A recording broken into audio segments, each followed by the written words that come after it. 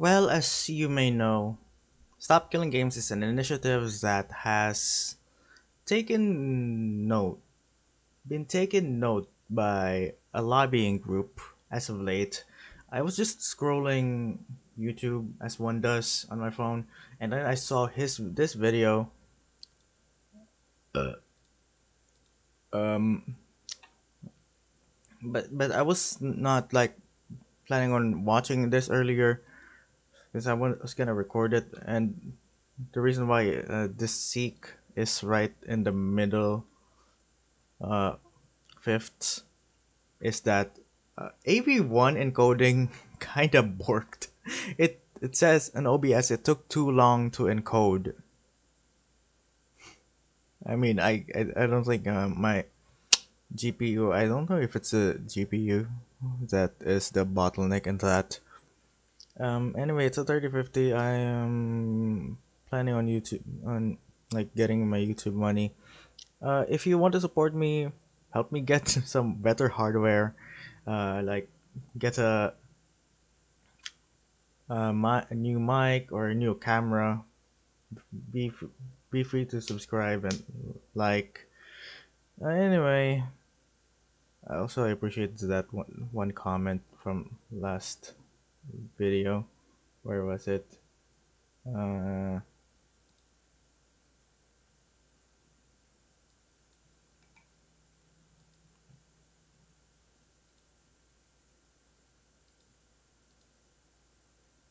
thank you, Thor Hansen, for that. Anyway, where were we? Hello! I have a development on the Stop Killing Games campaign. Now, as I mentioned earlier, it's recently crossed the 1 million signature mark, though I'm assuming nothing. Yeah, because I mean he's gonna say it earlier. Is that some uh signatures weren't actually were not were suspected to be fake. In fact, I've been given stats that there was a previous initiative that had Yeah. 250,000 of its signatures invalidated. And I could see us setting a new record there. So keep signing. That's the first thing. Second, Link in the description. Stop killing games. Remember, you can only sign if you are actually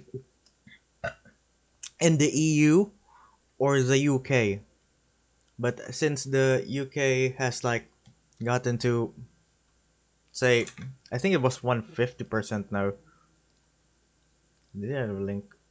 UK version. We're contacting MPs.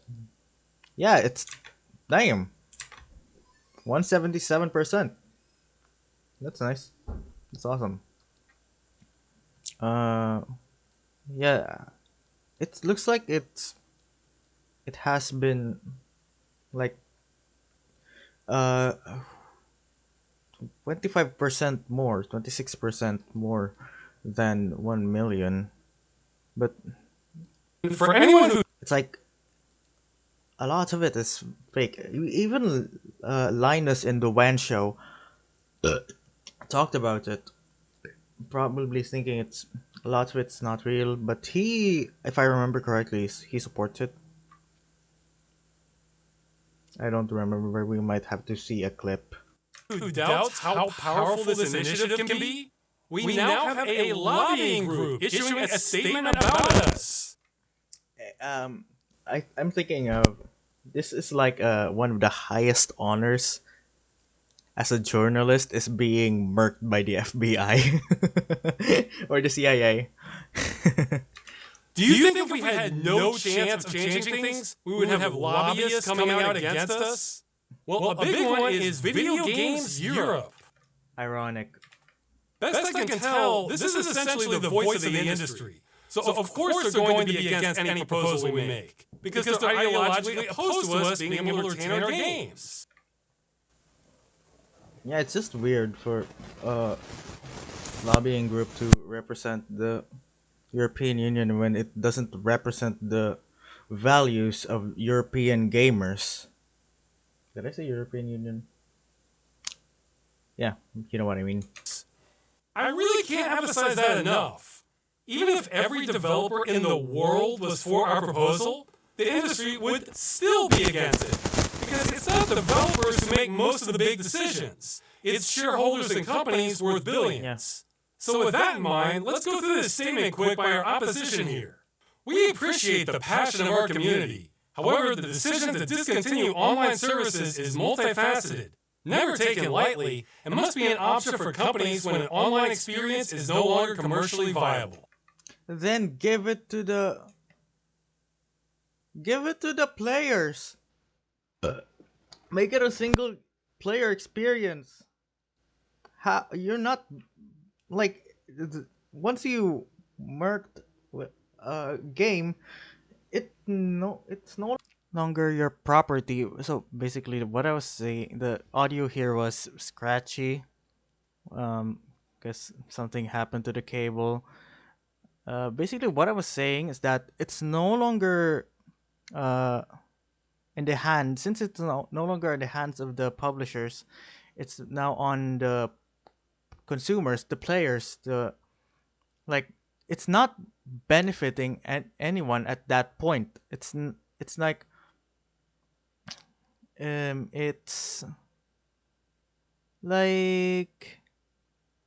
God. I'm really stalling for time here. Am I? It's no longer like benefiting anyone at this point, other than the consumers, the players who have nothing to do but to have fun with the game. And if that uh it's up to like someone talented enough to make patch notes with this, that it's basically at their mercy. It's all about having fun, man. Well, I have great news for you, Video Games Europe. We are in no way seeking to impede your right to discontinue online services. We are saying you can shut down your games whenever you want. But you have to do that responsibly, in a way that doesn't take back rights you already sold to customers. Yeah, some people forget that companies have to sell you some rights to begin with to even play the games. Yeah, that sounds about right. We understand that it can be disappointing for players, but when it does happen, the industry ensures that players are given fair notice of the prospective changes in compliance with local consumer protection laws. Yeah, also if I remember correctly, uh, I don't know if I said it on this edit, because previously I mentioned Ubisoft and their unethical, to say the most, um prov- provision.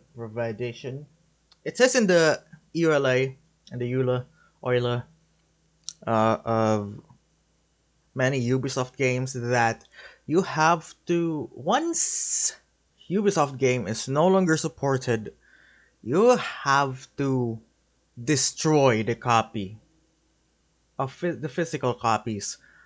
To that I say, I will hold on to my pirated copy of. Wait, I bought Assassin's Creed Odyssey.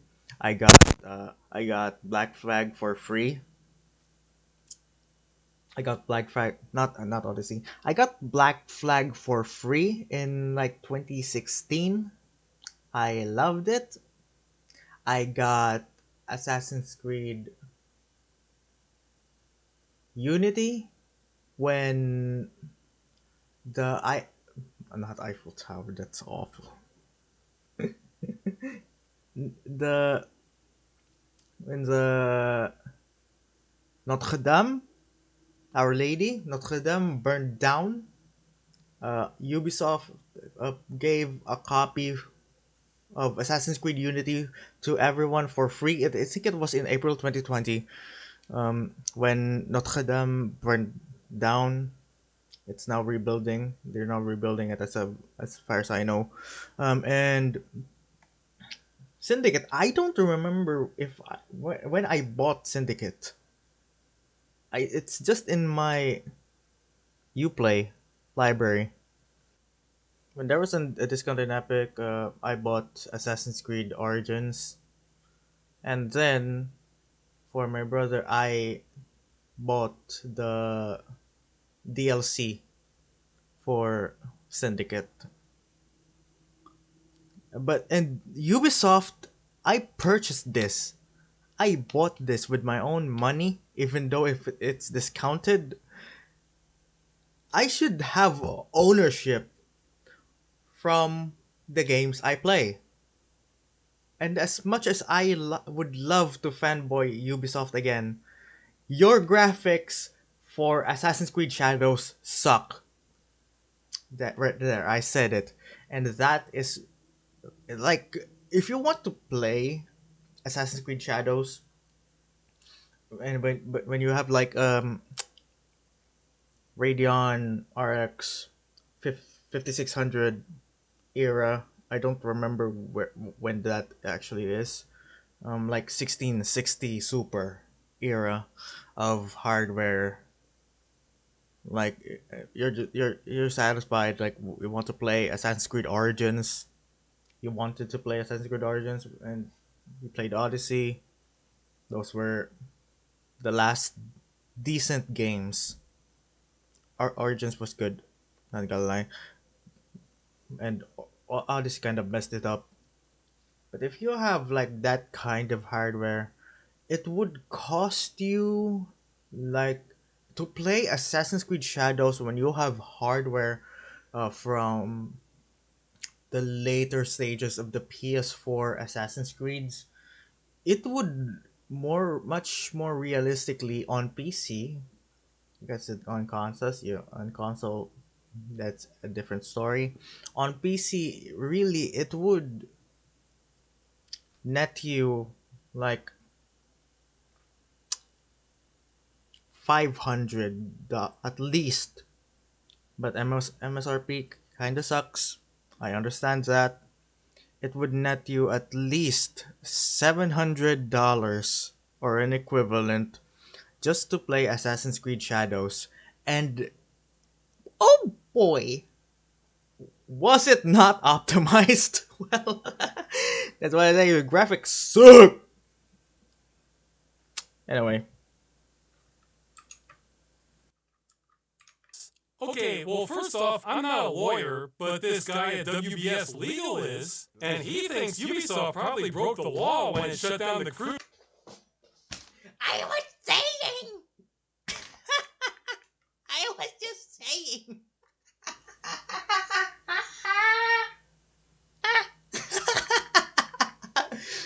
I know, man. This is my first time watching this, by the way. Again, I did not watch this. I want to watch this earlier, but I didn't. Crew giving players only 3 months notice, when they should have given more like 2 years. Yeah, you know, Ubisoft, one of your members. So this is probably a false statement out of the gate. But you know what? That's not even our issue. So I don't even care how much notice you're giving to players. What I care about is that you're not depriving them of their purchase. Private server. Exactly.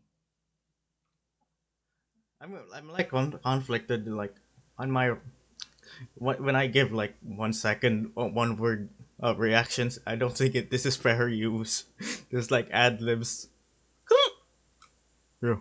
Servers are not always a viable alternative option for players, as the protections we put in place to secure players' data, remove illegal content, and combat unsafe community content would not exist and would leave rights holders liable. Okay, several things here. We have to break it down.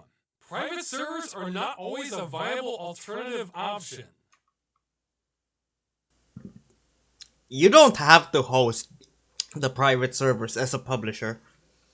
Again, I'm reiterating from from my previous video on Stop Killing Games. Just scroll down. It's literally the previous video.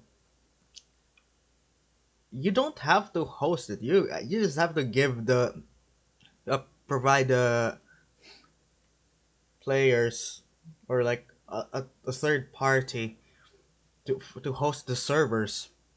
You're not gaining any money. The Stop Killing Games we wanted was to like give some 10-15 year old game So there's its life back.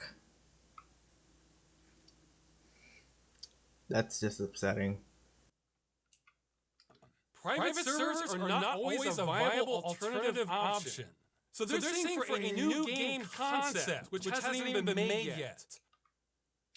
Yeah, we're not like a lot of us are not even like considering anyone who supports Stop Killing Games are not considering the newer ones because we are, as far as I know, we want game preservation. That's it. Just straight up game preservation. And that could apply on the newer games. I'm sorry, acid reflux. And on newer games, you can kind of retrofit it to su- give to provide offline support for players. At that point, if you don't like it, you I'm just gonna say you're an asshole for that. I forgot which one. Sometimes there is no way they can add an end of life plan to the design. Their programmers' fingers simply can't type that. I would love to see them say this to a room full of developers. I think the industry would be surprised how viable it was. Yeah, but you're just can if you're a manager, you're just going make holding them everyone's money and paying yourself more, which is awful. As a person, just straight up, you're an executive in one of these game studios in the lobbying group. Are you even human?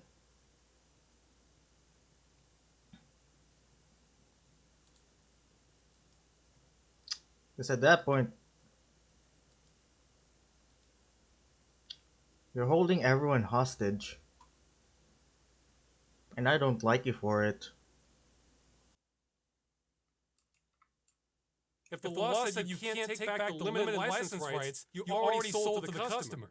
And this next part. Yes, this part is true. Players will absolutely be getting a rougher and more wild experience playing an unsupported game. I haven't. Yeah, you don't have to. Just get someone to like patch it. And I know my solutions are kind of retrofitty, but that's literally the best option that we can have as consumers of the media. That our glorious artists, developers. I consider you all developers, programmers. I consider you all artists, and companies are just hogs. To know a thing or two about that. So, yes, that's the nature of anything unsupported. That's not a good excuse to destroy what people paid for. It just means they're on their own. But then they say this part. It would leave rights holders liable. Okay, I am not a lawyer, but my first impression is this strikes me as very not true. Hold, what? Also, we're only 4 minutes in. I already talked for like 20 minutes. What am I, Matt Pat? The way I read this, they're saying they are incapable of writing an end user license agreement that absolves them of all liability on shutdown. Then write one. You have all the power and you don't have. You pretend you don't have it. What is wrong with you? Like planning for end of life, apparently it's just not possible. So me, as a layman, I'm wondering what's the problem with adding a line like this to the EULA? It's pointless. Not the initiative, but it doesn't benefit everyone. Like that clause does not benefit everyone. It's like I don't remember which West African country, but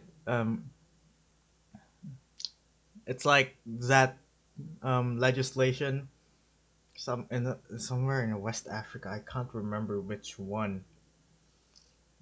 Like it expects that legislation expects DJs to copyright uh no to pay for royalties on any remix or sample that they choose. It really does not benefit everyone. Like DJs are producers too. Like just as I am, but I'm not a DJ. Uh, DJs are producers. Okay, they make remixes of art, and like the government wants to copyright that. What? I don't know. I'm yapping. Once our company ends support, we are not responsible for any and all issues that arise from users continuing to operate the game in a discontinued and unsupported state, and absolve ourselves from any and all liability pertaining to its continued use. There's probably a better. What? Wait. Once our company ends support, we are not responsible of any ill or all issue, any of and all issues that arise from users continuing to operate the game. Once our company ends support, we are not responsible. Yeah, yeah. Okay, that's pretty much what we're aiming for. That arise continue operate and discontinue absolve ourselves of any liability to its continued use. Yeah, because you're not even gaining anything. Uh, Players love your game. You're not getting anything, any money, but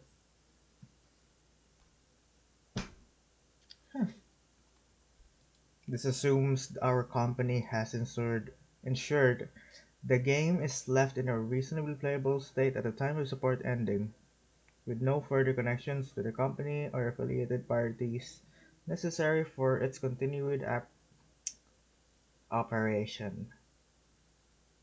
I mean, wait, what? I lost my. Like, it's difficult for me to read the screen for OBS. I only have one monitor. It's a TV, but it's only 1080p. I can't. It's very difficult for me to read. We appreciate the passion in our community. However, the decision is faceted. Okay. Thinks this function is irrelevant. Our servers are not always viable. Oh, please. Warcraft. I I misspoke from the earlier video. I said World of Warcraft. It's just Warcraft. Frozen Throne. Amazing game. I haven't played the remake, the remaster, whatever. And would leave right. Oh, there's liable. You're not like once you end support, you're not like again. I keep saying you're not gaining anything. Once it ends support, uh, the, the ties to the license holders is no longer. It's like it ended warranty. Like if let's say if my graphics card or my Asus motherboard. By the way, all of my both of my motherboard and graphics cards are from Asus. It Both of its warranties have ended. Now, does Asus uh, compel me to destroy the expensive hardware that I bought from them? Like, do you not want gamers to play your game? Do you not want developers to make games with your hardware? Do you not want to make art? Uh, oh God, it's not the acid reflux that I'm upset about. The thing is, it does sound like you hate your players. You just care about getting a few, maybe couple hundred cents, just worried about making money. And it's not the one thing I hate. It's one thing I that some of us, most of us, plenty of us, do need, and many more of us need it even more. But there's this ancient form of trading called bartering, in which you, if I am looking for some consumable, let's say rice, what uh, do they ask for it? What does the seller of some rice want in exchange of that? That is not money. Let's say pottery, pots, plenty of pots. Now, what do you have to do when you got millions of pots just stacked? What will happen if it breaks? Like, money right now is just a bunch of ones and zeros at this point, or maybe some are two, secured by a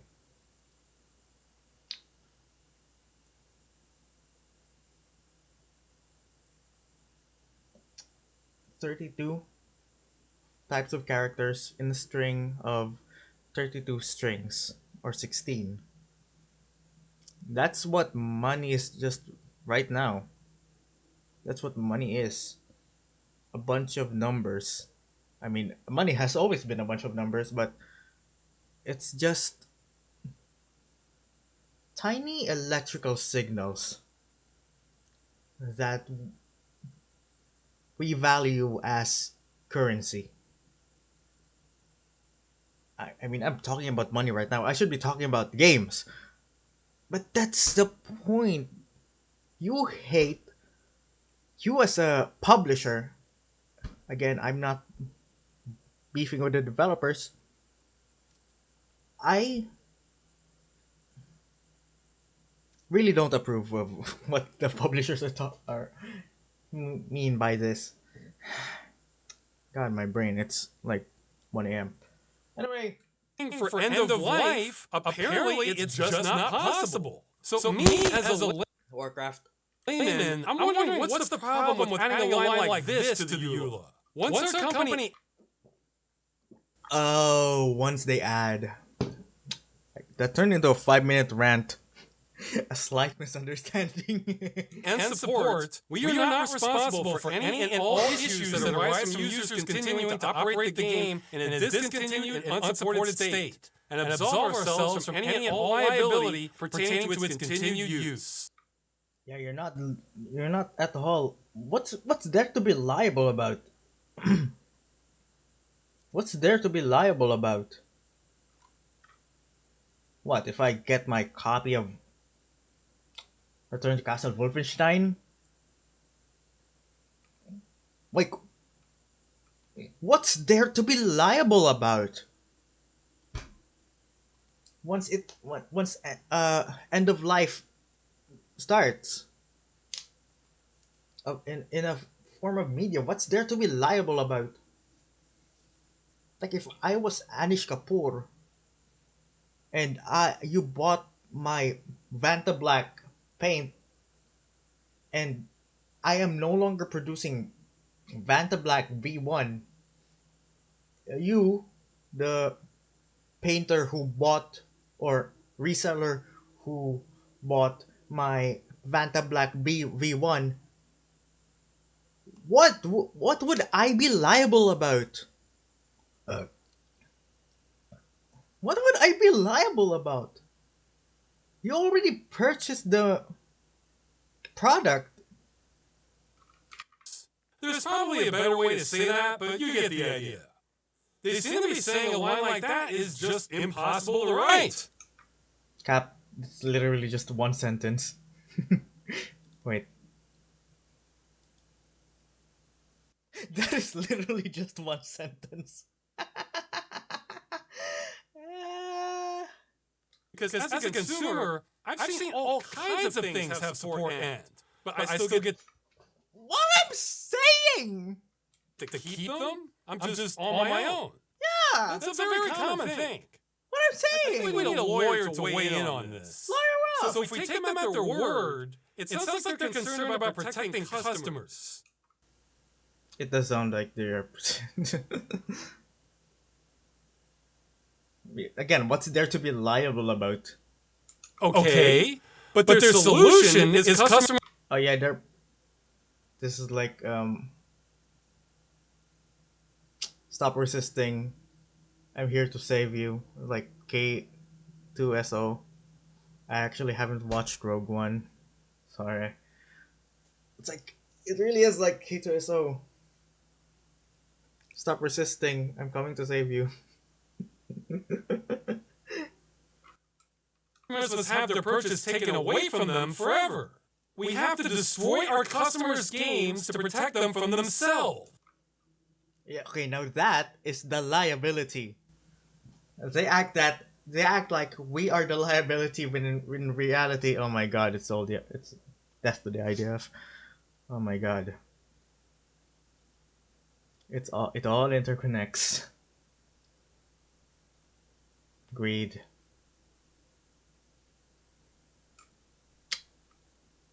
It's not even a conflict.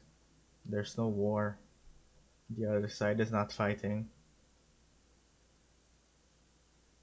Video games Europe is just Israel, and we the gamers are Palestine. Free the gamers, free Palestine. That's the idea of. I normally don't like to use this phrase because it's thrown around too much, but this is beyond nanny state. This is more like Terminator state. Think of a game like Starseed Tribes. For all purposes, that's a game intended to run online with other people, or over a network at the very least. Yeah, that's a very important part that you can play on LAN. That you can play over the network. Like even say EA. Yeah, EA games, Command and Conquer Generals. They're not. I mean, I just bought the legitimate copy on Steam, but you know, you're just getting a few cents in comparison. You're not just getting a couple of mullahs, a very few amount in comparison of your net worth. 'Cause I bought it like for like $7 on a Steam sale. Command and Conquer. Yay. Yeah, you greedy bitch. It was discontinued in 2004, but you can still run it today. That's online. That's awesome. This lobbying group seems to be saying that's a liability. No one should have been permitted to run this game after 2004. Yeah. Warcraft. And it's a mistake that this game is still allowed to exist because of the risk to consumers. What's there to be a risk about? We would have destroyed every last copy of it back in 2004 if we could have. Yeah, that's what Ubisoft wants. Oh my god, I just keep on re-saying what I just said. It's like a 35-minute rant now. I'm not editing this. It will go straight to YouTube. We couldn't then, but we can now. So that's our business model with new games. See, I take that as extremely hostile to both customers and preservation.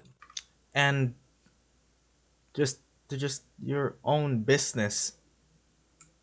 I don't want to keep saying. I kind of want to go. A part of me wants to go on a spiral that I just keep on saying the same shit over and over again. Hi, I'm Betsy. Nice to meet you. I'm Big Ned. Hi, I'm Big Ned. I'm Betsy. So my question is, why can't we allow customers to continue playing the game, but adding a splash screen saying something like, "Warning, this game is no longer supported. Running it could represent a risk to your security. We assume no liability for what may happen as a result." It sounds like if I see that screen, I would think that some hackers would get would have access to my IP address, and I don't know. I'm not even a programmer anymore. I was for for school. That strikes me as a reasonable compromise. That's In addition, many titles are designed from the ground up to be online only. In effect, these proposals would curtail developer choice by making these video games prohibitively expensive to create. Okay, this part is a little more complicated because every game is different. yeah. I could break my tongue. I could see I could see like it would be again it's like a security issue, but if you have someone some programmer talented enough to like create patches to like give them so much damage or not enough damage to give to players of a certain level, it's like it wouldn't be fun anymore. That's the only liability that I can see. It's not being fun anymore. That you could kill your game. But then again, it's all about game preservation. I still want to see if this um like you could run. You can see if I bought a copy of the original Doom and see if I can like play Doom off just the L3 cache of my CPU or whatever. You know, I don't know. But when I see this, I'm thinking of auto manufacturers saying how they can't afford to make cars. I just said that. By the way, there's no patent for seatbelt, just so everyone knows, because Volvo uh, purposely did not patent the seatbelt so that it could save everyone's lives. Yeah, If they're required to include seatbelts in them. Because no one ever made that argument back in the 60s. yeah, the seatbelts were promised to me, like yeah, your games and the seatbelt allegory is like it's like promised to me like 5,000 years ago. However, I think there is a big piece being left out of the discussion here. A whole lot of the complexity and cost of making an online game comes from all the microservices involved. And guess what? We don't need the vast majority of them for an end-of-life build. Yes, as most especially DRMs. Fuck de novo. Empress, we need you. I talked to a developer, and he gave me a big list of examples we don't need. Payment processing, anti-cheat, analytics, voice chat. There's so much here that's not necessary to just run the damn game. Which is why I much more enjoy single player games. Mostly pirated. In fact, I have a quote from him. We are not asking for 98% of the game. We're asking for the 2% of game logic from main gameplay functionality. Except even that's not true. Yeah, because you're not. Okay. I was about to stop there, but okay, let's keep going. We're not asking for that directly. We're asking for the same rights we already bought for the game, which they can probably fulfill by providing that 2%, as he puts it. So let's... Machine learning? I am. Yeah, personalization. Like, I would much rather have the Resident Evil 4 kind of difficulty balancing. Like, if you.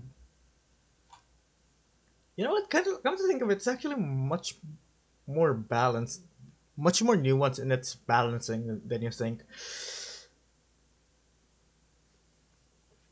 Like somehow it would make more sense. Oh no, it would actually make more sense. It would need more replacements for the.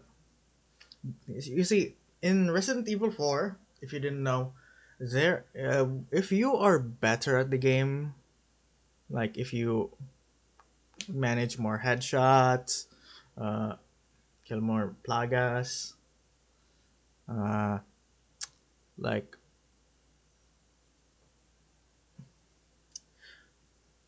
the game would give you more enemies to like overwhelm you and see if how much farther incompetent you can be. And, even if it has its own uh, um, difficulty slider, like you have assisted and hardcore, uh, there's still like a scaling difficulty balancing to implement that Resident Evil 4 enjoys. I don't know what I'm saying, man. Cut out all this extra crap Yes. before we start talking about how cost prohibitive an end of life build is. The only I don't know if I can see that if I saw the rest of it. The only extra that I think would be beneficial for gamers, for plenty of us, is that is super resolution, DLSS, FSR, XeSS. That's it. No more of this crap. Now, that does mean designing games so it's easier to turn off all these microservices is a very good idea. And You don't have to like the intro, the opening for Expedition 33 only has new game. Oh, like continue, new game, options, exit. That's it. For plenty of FromSoft games, you have continue sometimes. Dark Souls 1 didn't have continue. It has new game, load game, settings, language, credits, quit. Sekiro, continue, new game. Oh, yeah, continue, new game, load, language settings, languages, credits, quit. Elden Ring, continue, new game, load game, settings, languages, quit. Yeah, it's that simple to make a UI. Metal Gear, new game, load game, settings, credit, quit. Metal Gear Solid 3, because it's the only one played. For Metal Gear Solid 5, I don't remember specifically. Hold up. Uh, where's the pause? There's no pause. Ah, I wanna pee. Anyway, where were I? Where were I? that also means it may not turn off all these microservices is a very good idea. And that also means it may not be practical. Wait, what? Microservices is a very good idea. And that also means it may not be practical for some existing games. Good thing for the industry, the initiative is not retroactive. And most But it can be. But it can be retrofitted. publishers already have a local test environment for a game, which I'm told is bad practice not to. As far as I know, yeah, it's not. You have to test the games. Assassin's Creed. That's half the battle right there. So this statement? No, this one is meme level. I do not believe the industry when they say this is so expensive it's not possible. Especially when it's been done. That's literally the least costly part of the um, end of life. These proposals curtail developer choice by making video games prohibitively expensive to create. That's the like it to giving the ability to give it to the server. Giving the ability to uh, create their own local servers. That's the least expensive part of it. Many times before. This is seatbelts all over again. And how about getting input from big European developers not on this list? Wait, I want to read this.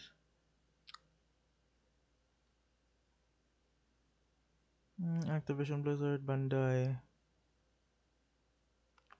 Alright. Sekiro is a single player game. Why does it have a login?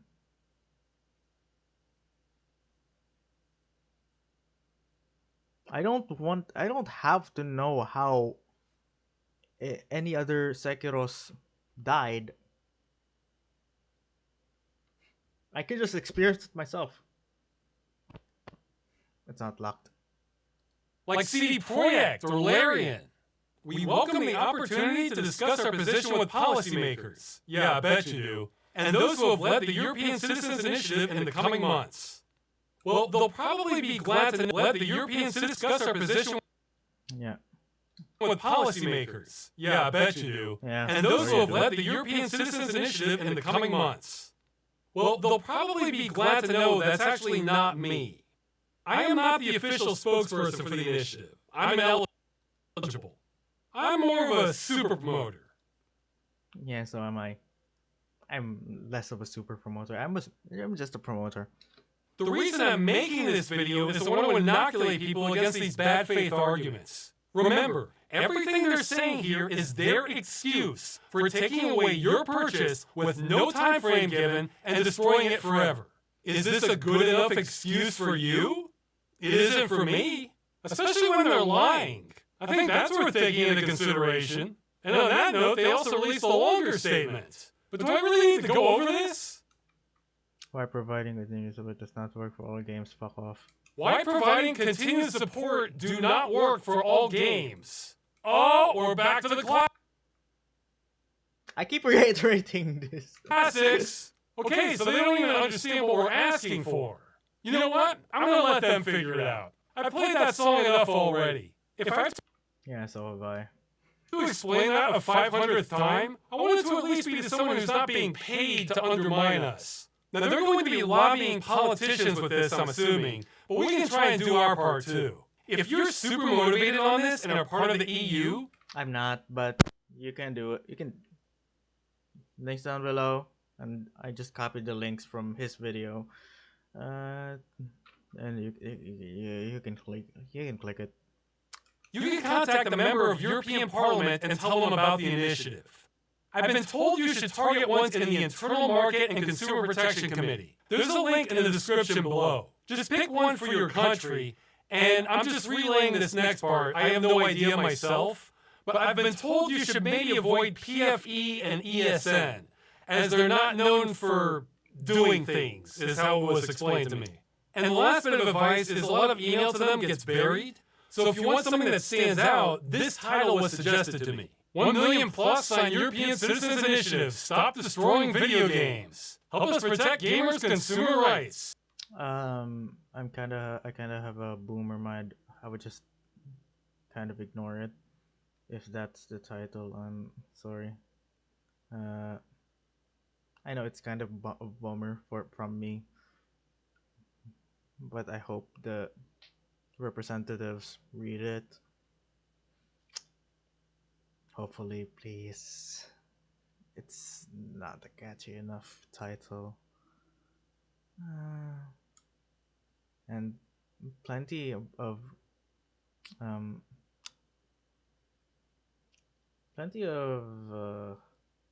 those people, I don't think, just looking at their portraits, but they're probably in their 40s, not playing video games, and more interested in their own pockets than the rest of us consumers. And that's all I have on Video Games Europe lobbying against us. For now, I guess. A quick update to the last video. I didn't mean to scare the hell out of everyone signing. If you made an honest mistake filling out the initiative, it won't count, but don't... I'm not a lawyer, but for honest mistake, I think there would most likely be no penalty or small fine at first. Awesome. worry. I don't think you'll be in any trouble with the law. Just don't spoof fake signatures. That's the part that's a big deal. Also, don't sign if you're not voting age. I've said this before, but it's been a while. There's always 50 things to cover. Finally, if you have made a mistake, you might be able to get it corrected. Get in touch with the official spokesperson, Daniel. His info is on the initiative page. All right, that's it. Keep signing to make sure this happens. Yeah, so that's gonna be my 40-minute video rant. I want to see Linus's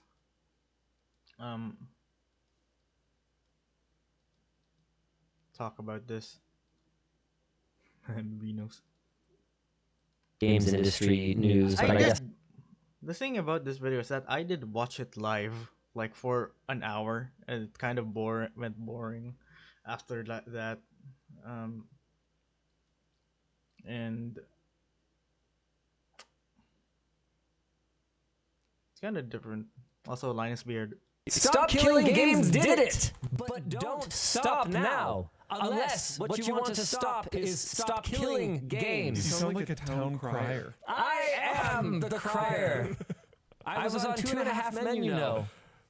My name's John. What? John Crier. Oh, wow. All right. Stop Killing Games, the initiative to save games from dying at the hands of their makers. Because usually developers stop making money on it and then they're like, Publishers, not developers. See ya. we architected this to only work if our servers are online, and now they're not. So I guess, I mean, developers can also get, but it's like a for a total budget. It's like at least I'm being optimistic about this. At least 20% of the company's equity in form of salary. I don't know. I'm unemployed. In the form of salary, I'm being optimistic. It's like 20% to the developers that they get money from the games that they make through their publishers, and I hope that it doesn't like get a cut like Steam does. it's too bad. See you later. It has crossed the 1 million signatures it needed to get the attention of the EU Commission, which gives it a much higher chance to pass a law which could force developers to sunset their games properly. Now, Luke and I have given our thoughts on what proper sunsetting of games would look like And some numerous really times. good examples. We've also given some examples of how, in some cases, it might not actually work that great. It could be. I think I'm just gonna stop it right here. It's gonna keep on reiterating what I just said. Because last time I checked on, I mean, I only watched it one time, the WAN show, that episode of WAN show, live. It's like early morning in our time, in my time. Yeah, that's about it. Links down below for the EU link for Stop Killing Games. I also copied the description so you can click it much easierly. Hello. Games. So yeah, that's about it. See you.